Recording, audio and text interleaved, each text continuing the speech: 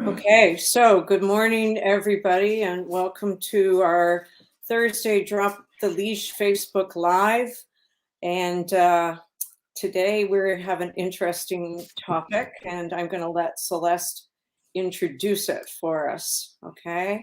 Because I have to tell my husband to take the dog out of the kitchen. Brett, can you get Maddie out of the kitchen? Thank you. Okay, All right. so take it away, Celeste. So this is a good one for us.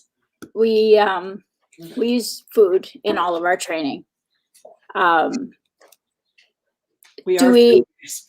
What's that? Yeah, we are foodies.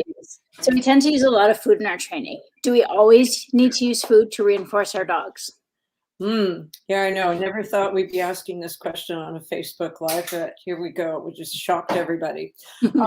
Absolutely. The world is full of reinforcement for our dogs, and we have to remember that our dogs are always aware of what's going on in the environment. They're always making associations, and so they're always trying to determine what works best for them. So there is an endless variety of reinforcement out there. Food, obviously, is the most common. Toys, balls, tugs, frisbees, activities like chasing, digging, barking. Celeste, is there anything else in your house that your dogs are really into that is not necessarily food driven? I think in your backyard you got some stuff going there. Well, yeah, but that's more just for them to do stuff on their own, not necessarily for training. But isn't the hose for them? Oh, good. Yeah, I didn't even think of that. Yeah. Oh my goodness. Yeah, I thought of that. The only reason why I thought of that is because my dogs absolutely would think water was a major punishment. Yeah, that's true. That's true. We have opposite dogs. Yeah. And that brings up a good point in that what we have to remember is that no matter what the reinforcement is, it always has to be what the dog thinks is reinforcing and not what the human wants it to be. So there are some odd things out there in the world that are reinforcing for dogs, and we might think it's weird, but hey, you got to go with what people think is what dogs think is reinforcing. So it's always a quest for us to find that reinforcement that really rings our dog's bell so we can get what we want from our dog. All right. So if the world is full of all these great reinforcers, why do we choose to use food? Well, food, yeah, and you and I both know that that's still, even now, a controversial subject with a lot of people. Yeah. But, food is a primary reinforcer. And by primary reinforcer, I'm talking about something that our dogs look at as vital for keeping them alive. Certainly when they were, not domesticated, they were searching for food all day long to stay alive. And even though, we stick food in bowls, it is still a primary reinforcer. Our dogs are never going to go hungry, but to them, it is still important as that primary reinforcer. And for us, it's easy and it's convenient because you can just carry it around in your pockets and find it 6 months later when it's disgusting. You can use it strategically.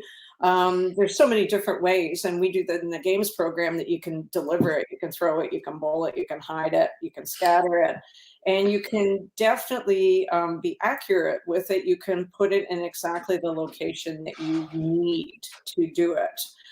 So, a good example of that is in agility, we're always throwing food ahead so that we can build distance in our dogs. So it's just pretty versatile too. You can use it to calm your dog down, or you can use it creatively to build drive and excitement and wind your dog up about learning something. So it is pretty easy and pretty versatile. It is good.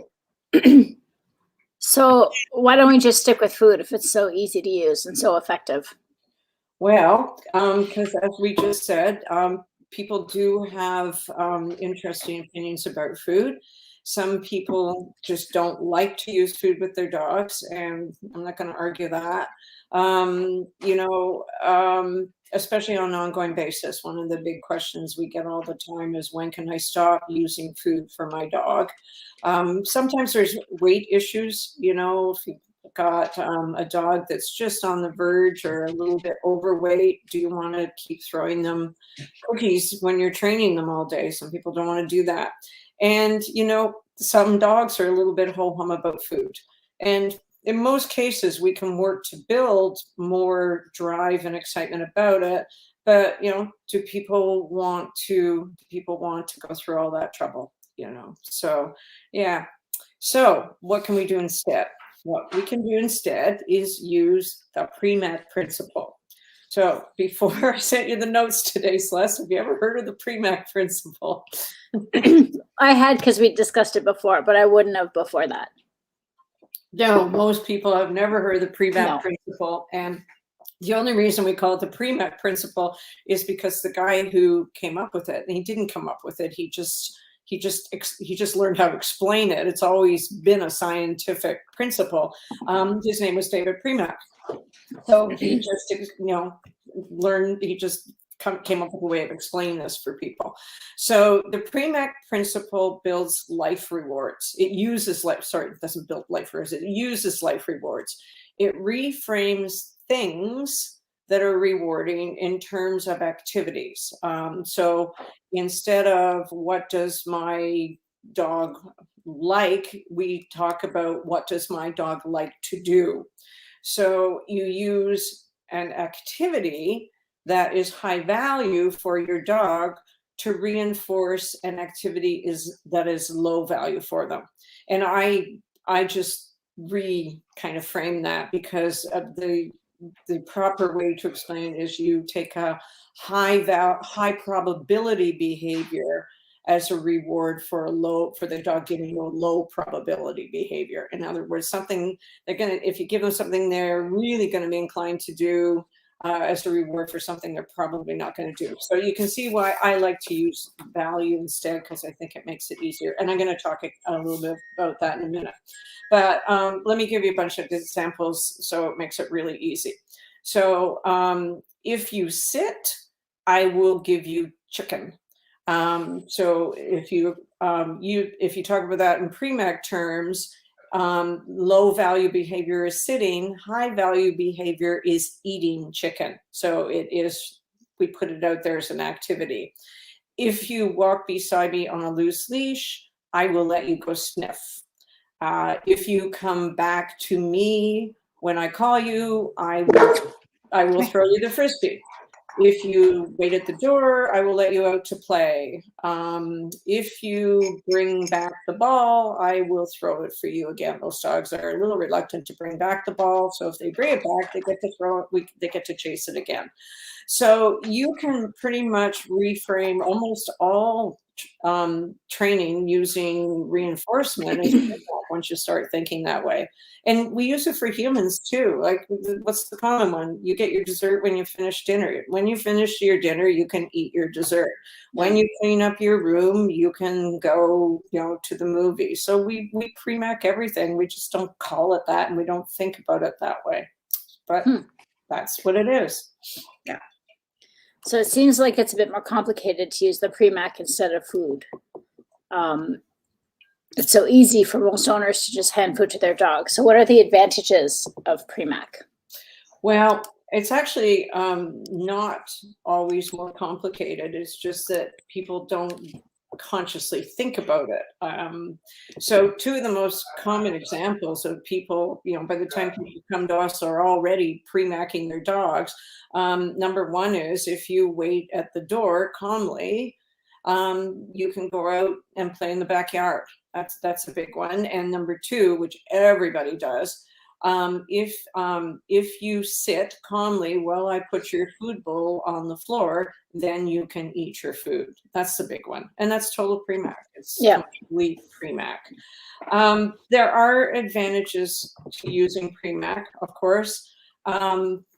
Obviously, for people who don't want to use food, as we said, or they have issues with their dog's weight or something, yes, it is a perfectly great way to reinforce behavior. what I see as an advantage is that people, if they use Premac, tend to think more about value, and I think they offer higher value reinforcement to dogs. Because you and I both know that with food, people tend to be a little bit stingy. One piece of kibble for a recall. Yeah. Sorry, that's just stingy people. And people do it. It's just like an automatic thing. Nobody thinks about it, but then we hear, well, recall isn't working. So what I like about recall is that what I like about Premac is that if people buy into it, they're always making the effort to reinforce their dog with something that is much more valuable to the dog. That's why I like to use the term value instead of probability, which is, doesn't mean anything. So what does my dog really want to do, so that I can get him to do what I want him to? If I want my dog to recall back to me, what can I give my dog that he really wants to do? And if you've got one of those ball crazy dogs, you can build one heck of a recall with a ball. It does help people to offer more value to their dogs, working with them. And the other thing, that's number one. Number two, is that, number two is also that you can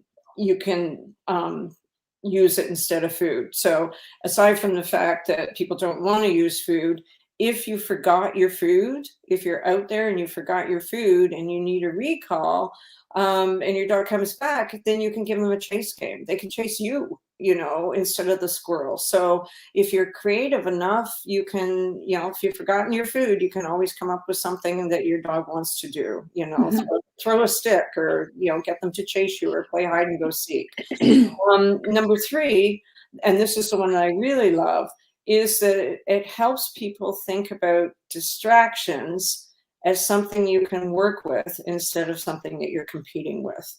And I use that a lot when I'm using recall, when I'm asking the dog for recalls. So the low value, say your dog's out there chasing a squirrel, and I'll explain why it's not my favorite example, but it is one that, comes up quite often. So your dog's out there chasing the squirrel, and you need your dog to come back to you. So, the high value behavior obviously is chasing. It can be a squirrel, rabbit, or anything. It can be a leaf for all, some dogs care. So if the dog comes back to you, what are you going to give your dog? Well, you can give your dog the opportunity to go off and chase that squirrel again. So the high value behavior is chasing the squirrel, the low value behavior is coming back to you, but then you give them back the high value behavior, which is chasing the squirrel again. And that's a weird thing for a dog to learn. The fact that if your dog wants something out in the world, that you can get it, he can get it by moving away from that back to you, and then he gets that behavior back. We can set that up in a training session. We used to do it. We were taught to do that in our academy, simply with people and food. So if I had a person standing in the arena with a handful of cheese, and I could get my dog to come back to me away from that cheese, then we could run back to the person and their dog could eat all the cheese. So it's stuff like that's pretty easy to set up in training situations if you think about it in those terms. So I like it because, as I said, eventually you can use distractions as reinforcers. And, everybody, when they come to our program, that's the first thing everybody complains about. Oh my God, there's so many distractions out there. How do I teach my dog to deal with all these distractions? You turn them into reinforcers. So yeah. You can't always do it. We'll talk about that in a minute, but it is a great concept. So if Premac is so great, can you just toss out food and go strictly with life rewards? Because people are always asking us when they can stop using their food for their dogs, and is Premac the answer to fading it out? No. If you think you can toss all your food out right away and it's over, you're gonna have to think about that again. Because there are times when pre-mac isn't practical or it isn't possible. Um, Definitely, there are times when it's not safe, and that's why I'm not a big fan of using that squirrel, that squirrel example. We used to use that a lot in class, but, that only works if the squirrel's in an enclosed area. Yeah. Or if your dog's on a long line and you can run fast enough with your dog to get to the squirrel, which is never gonna happen in my life. There are times when it's just not safe. If your squirrel is running off down the forest trail and your dog doesn't have that whole sort of great recall from distractions built into them, you might not see your dog for a long time again. Or if your squirrel is now running across the road, Yeah. definitely it's not practical. But on the other hand, if you are creative enough to think about how you can give your dog something of equal or more value, then you can still pre-mac it. So whenever my dogs come back to me on a recall, I think at this point in their lives, we've done enough of this that yes, you can go chase the turkeys, the bunnies, or the rabbits, but their chances of catching any of those things are not great. So if they come back to me and I've got high value food in my hand, then absolutely I can give them the orientation game, which we play all the time, which is a chase game with food, and they have 100% guarantee of chasing and acquiring that food with me. And I can throw it far and I can make it exciting. And really, chasing the squirrel is food acquisition. Mhm. That's why they chase squirrels, because that's what they use to catch them and eat them. So I have to assume that is a good pre-mac exercise, because usually when my dogs have finished chasing the food, they have no desire to go off and chase the squirrel again. So I have given them something that there is a higher value, there is a more probable behavior. Mhm. Number one, again, it doesn't always work when it's safe. So you can continue, but you have to come up with something creative. Number two, and this is a big one, if the reinforcing behavior or the distraction that you're using out in the world is too exciting for your dog, sometimes they can't give you that lower value behavior or that less probable behavior, especially if that involves a high level of impulse control for that Yes. lower value behavior. So, I'll give you an example. If I wanted to teach, any of my dogs to hold position, which for most dogs is a low value behavior. There's not a lot of dogs that want to stand still or stay on a mat or, stand on a target. However, Maddie could do it. Maddie could always do it right from the get-go. I could have a ball in my hand, and Maddie learned right from the get-go that if she just held position for me until I released her, she could go chase the ball. Annie, forget it. There is no way on the planet that Annie could stand there and look at me with a ball or frisbee on my hand and not completely lose her mind, because there was absolutely no value, even for 3 seconds, in her standing there. All of the value was in the ball or the frisbee. So she was just, she's just so driven and so easily excited over balls and frisbees. And a holding position has never been her favorite thing. So in the beginning, was this going to work for her? Absolutely not. So, and holding position is a difficult skill for a lot of high energy, high drive dogs, even without the income of a high value behavior, outcome of a high value behavior. So, for any period, holding position on a mat is hard, even if there's no balls or frisbees around, if there's just food, it can be too exciting for her. And so holding position is not a value. So I can never bring it down to the level of excitement at which she could be successful. And that is a huge concept that we need to think about, a huge principle of teaching your dog for success. You have to work at the level at which they can be successful. So what do you do? In cases like this, it's more productive to start with food. Because food, you can use it in a way to calm them down. You can deliver it as position feeding on the mat or the boundary. And you want to build that value for that behavior before you even start to think about pre-macking it. So when I'm teaching dogs to hold position, I always use food first. I build lots of value for holding. And then eventually, I can reinforce, I can use the pre-mac, but in the meantime, I build all that value for them being calm. So one of the best examples I can think about, or I can come up with, is when my guys were taking agility lessons when they were younger. They were nuts. The barking, oh my God, it was unbelievable. I can't imagine that. Oh, well, yeah, you 3 of them in the same class waiting their turn. On leash, of course, because they're not just going to lie there calmly. And so the 2 that were waiting their turns were barking. The one that was running was barking like that bar. And there was like zero thought process in that room. And I couldn't even think. I just wanted to blow my brains out. So I started here in our arena, where it wasn't quite as exciting as, training class, because it's always more exciting when dogs go to training class.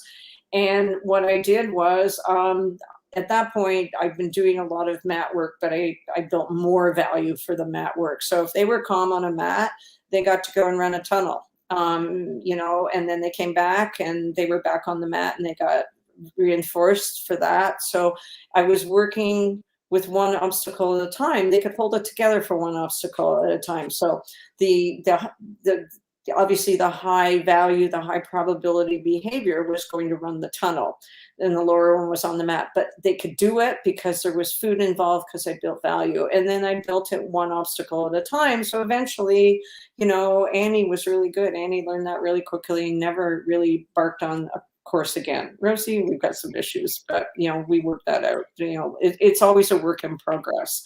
So that's the best example that I can come up with. But it's hard if people can't rate the level of excitement, or if they don't understand that you've got to kind of rate and quantify that level of excitement you're offering your dog. It can fail, and it can be really frustrating. And I failed at it because I've offered something that was too high in the beginning. So, and that's why number 3, the disadvantage is it's hard to do it with puppies. It's really hard to do pre-mac with puppies, because no impulse control and no ability to, control their excitement levels.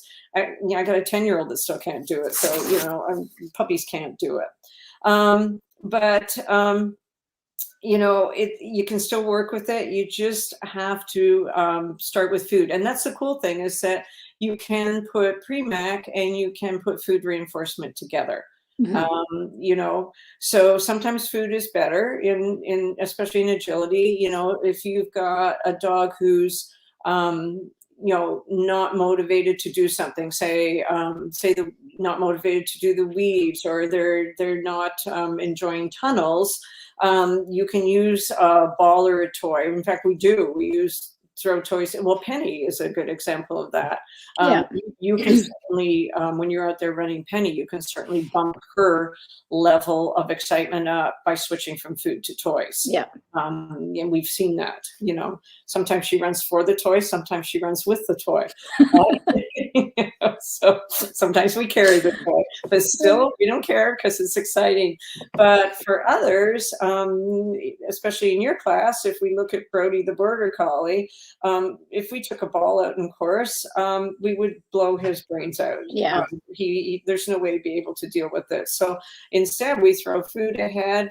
It's reinforcing, but it also calms and focuses him down and keeps him from spinning like a maniac on course. So you really have to look at each dog individually. You can't just throw pre-mac out there for a really excited dog. You can't always just take the food away either. If but if you've got a dog who's not as motivated, not as driven, food is not going to be the answer. You've got to come up with that high probability behavior.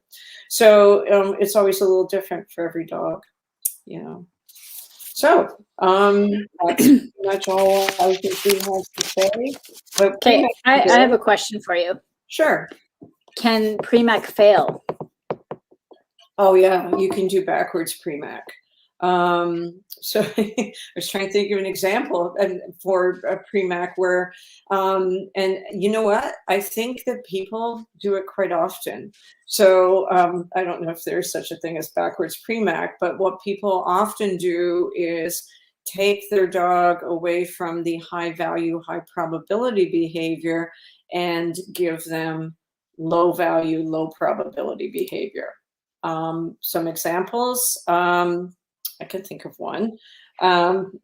Actually, it's kind of a general, happens all the time. So your dog's at the dog park, your dog's out in the backyard, your dog is out there sniffing, your dog is out there chasing.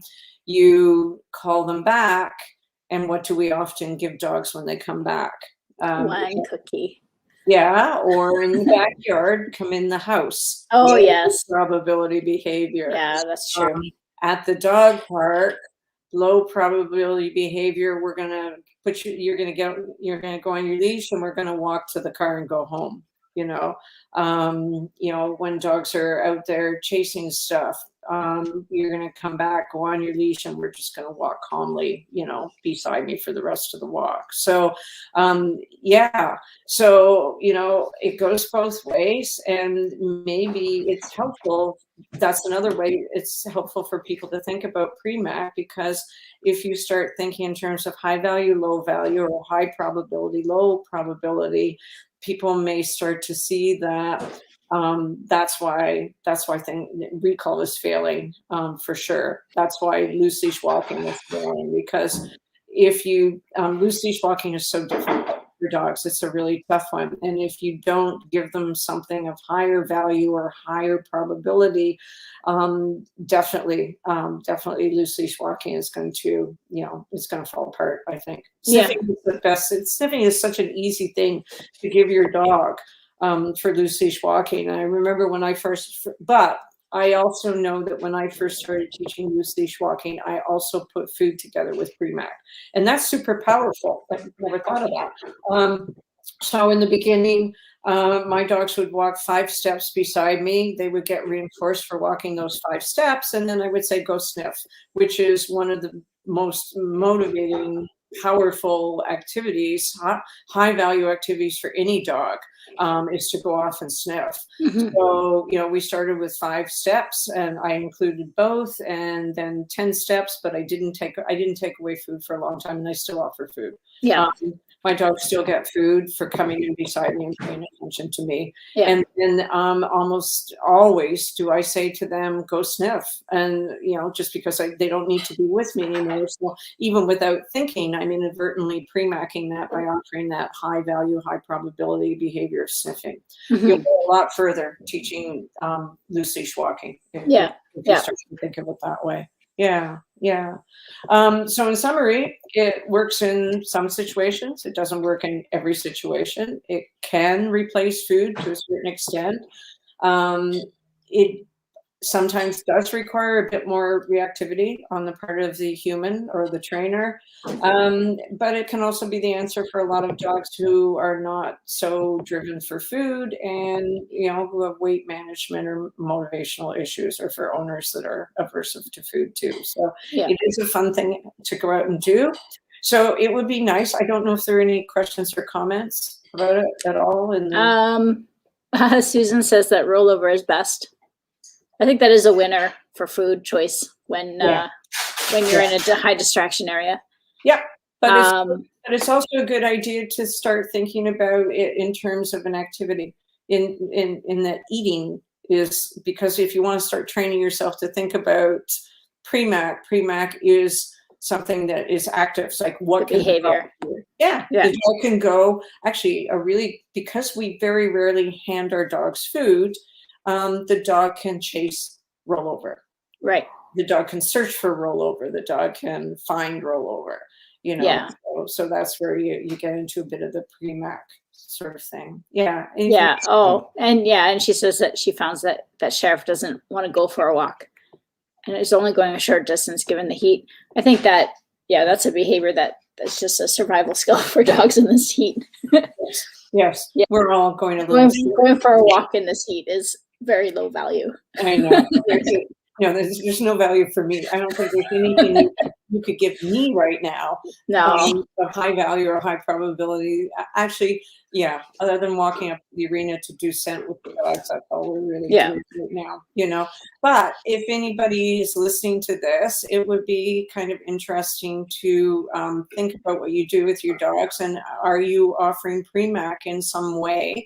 If you are, post it in the comments, and if you would like to start, offering them sort of pre-mac reinforcers, and you're not sure how to do it, you can also post there, or, and we can help you out. Or if you've got something that you think you're going to try, post it, and we'll certainly cheer you on, because it is a good thing to understand if you're going to be doing any sort of training. So yeah, especially in this heat right now, this is a good time to be thinking about other stuff and yes, yeah, and how you can do it in the weight house train instead of walking. Yeah, you can play with this. Yeah, absolutely. So it's a short one today, which is good. And if anybody has any questions or anything, just post them in the comments, and we will be happy to respond. Otherwise, thanks, Celeste, for hanging out with me today to talk about pre-mac, and we will be back next week with another live on Thursday morning. So everybody, have a good week. Stay in. I think we have 2 or 3 more days of this, so we're not teaching this week, unfortunately. It kills me to cancel classes, but we are canceling so far this week. But stay in and keep your dog cool and find something to do in the house. See you next Thursday, everybody. Take care.